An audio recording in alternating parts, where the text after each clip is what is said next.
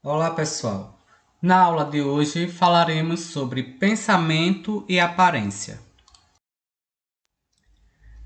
O que percebemos é suficiente para dizermos que sabemos algo? Uma pedra é sempre uma pedra? Uma pessoa é sempre a mesma pessoa? Se o que nos cerca, o que percebemos e o que acreditamos sobre as coisas e as pessoas podem sofrer mudanças, então, como ter certeza do que sabemos? As situações de nossa vida podem gerar dúvidas sobre o que e como percebemos certas coisas. Elas também podem trazer esclarecimento sobre isso. Ao refletir sobre essas questões, descobrimos que nem sempre o que pensamos das coisas, dos seres e das situações corresponde ao que elas realmente são.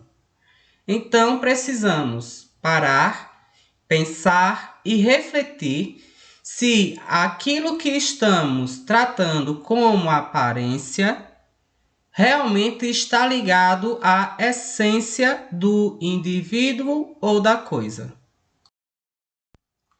Acompanhemos agora o texto sobre a galinha e a minhoca.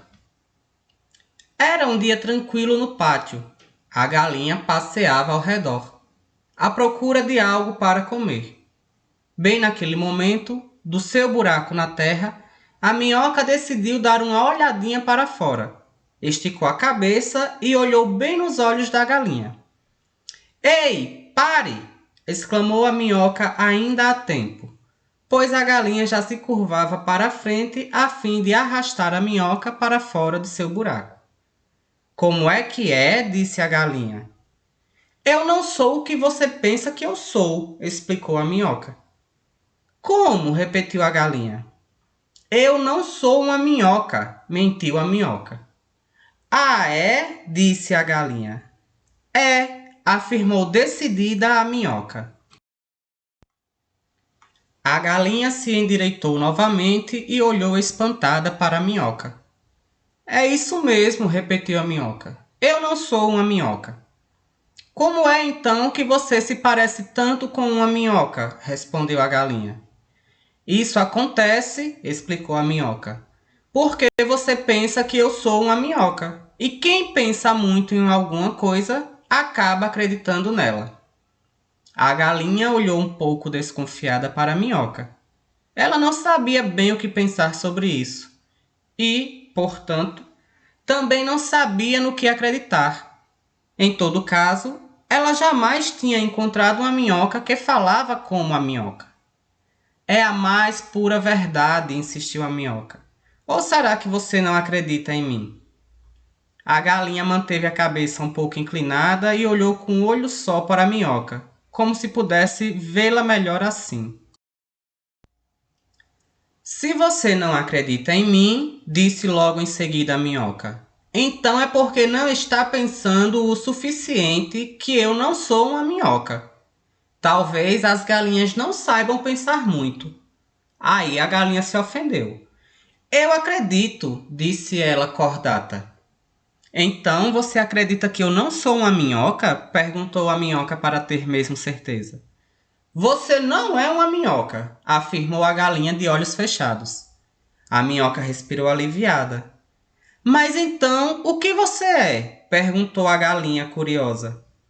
E se aproximou perigosamente da minhoca com seu bico. Bem, hesitou a minhoca, e pensou em tudo o que as galinhas gostavam. Bem, disse ela de novo. Nem você sabe, cacarejou a galinha. Você é uma tola, uma grande tola, e continuou seu passeio de cabeça erguida. Eu sou uma minhoca, gritou a minhoca. Você está me ouvindo? Eu sou uma minhoca grande e gorda, mas a galinha não estava mais ouvindo. A partir do que a história o fez pensar, escreva qual a sua opinião. O pensamento esclarece ou dificulta a percepção? Visto no que A minhoca, para escapar da morte, consegue convencer a galinha por alguns instantes de que ela não é uma minhoca. Mas aí a galinha se pergunta o que ela é então. E ela, na hora, não sabe responder ao certo. Então a galinha acha que ela é uma tola, que não é uma minhoca e sai sem dar ouvidos. Quando ela quer fazer com que a galinha ouça o que ela está falando, a galinha já não dá mais ouvidos ao que ela tem a dizer. Então, responda: o pensamento esclarece ou dificulta a percepção diante do que foi falado no texto?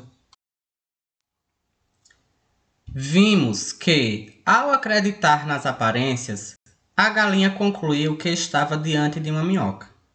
Mas, ao ouvir a minhoca dizer que era diferente do que aparentava, a galinha ficou confusa. A aparência é um dos elementos com que entramos em contato para perceber a realidade e saber algo sobre ela. Primeiro, temos um julgamento do que é bom ou não, do que é belo ou não. E a partir desse julgamento que já temos estabelecido diante dos nossos conhecimentos, diante do que nós aprendemos durante a vida, nós aplicamos esses conceitos àquilo que achamos belo ou não. Julgamos a aparência das coisas da forma como vemos do nosso ponto de vista. Sendo assim, imaginar o maior diamante do mundo e vê-lo diretamente faz diferença para que possamos dizer se sabemos o que é realmente um diamante. Podemos ter um conceito criado anteriormente por aquilo que aprendemos sobre determinada coisa e, com o passar do tempo, adquirindo novas informações, podemos mudar esse conceito a respeito das coisas. Poderíamos pensar em um diamante como uma pedra sem brilho, sem muita beleza. Mas quando nós sabemos o que é um diamante, que vimos como é realmente essa pedra preciosa, o seu brilho, a sua beleza, isso pode mudar todo o nosso conceito, tudo o que pensávamos sobre o que realmente era um diamante. Isso pode se aplicar a coisas, a situações, a pensamentos, a ideologias, a crenças e diversas outras coisas que influenciam ou são influenciados pelo pensamento. Quando falamos por telefone com alguém que não conhecemos, formamos um tipo de conhecimento sobre essa pessoa a partir do que conversamos, do jeito como ela se expressou, do tom de sua voz. Nesse caso, podemos dizer como a pessoa aparenta ser, pelo modo como ela se mostrou ao telefone.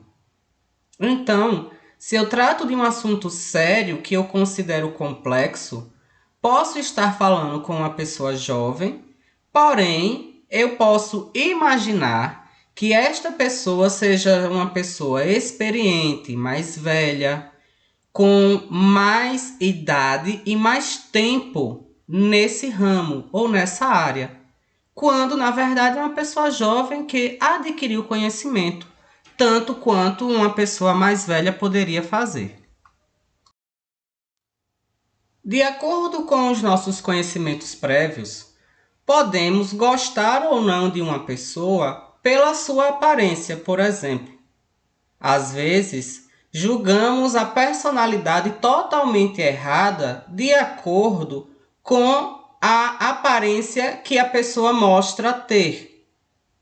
Considerando os exemplos citados, você acredita que a aparência influencia o nosso pensamento e interfere em nosso conhecimento do mesmo modo? A aparência de algo corresponde sempre ao que ele realmente é? Que características compõem a aparência de algo? Essas características são as mesmas para a aparência das coisas e das pessoas? Expresse e justifique sua opinião sobre a função da aparência para o conhecimento. Diante desses questionamentos, Faremos um diálogo filosófico respondendo às nossas perguntas e registrando no caderno. Essas respostas devem ser enviadas na próxima aula. Através da carga de conhecimentos que trazemos durante a vida, estabelecemos os conceitos para as coisas e as pessoas que julgamos ser corretos ou errados. Podemos, através da aparência, julgar uma pessoa como uma pessoa boa ou uma pessoa de características duvidosas, porque, através da sua aparência, julgamos que aquilo pode não ser bom, mas também, por ser desconhecido, não temos uma conclusão formada. Para isso, é necessário que busquemos o conhecimento.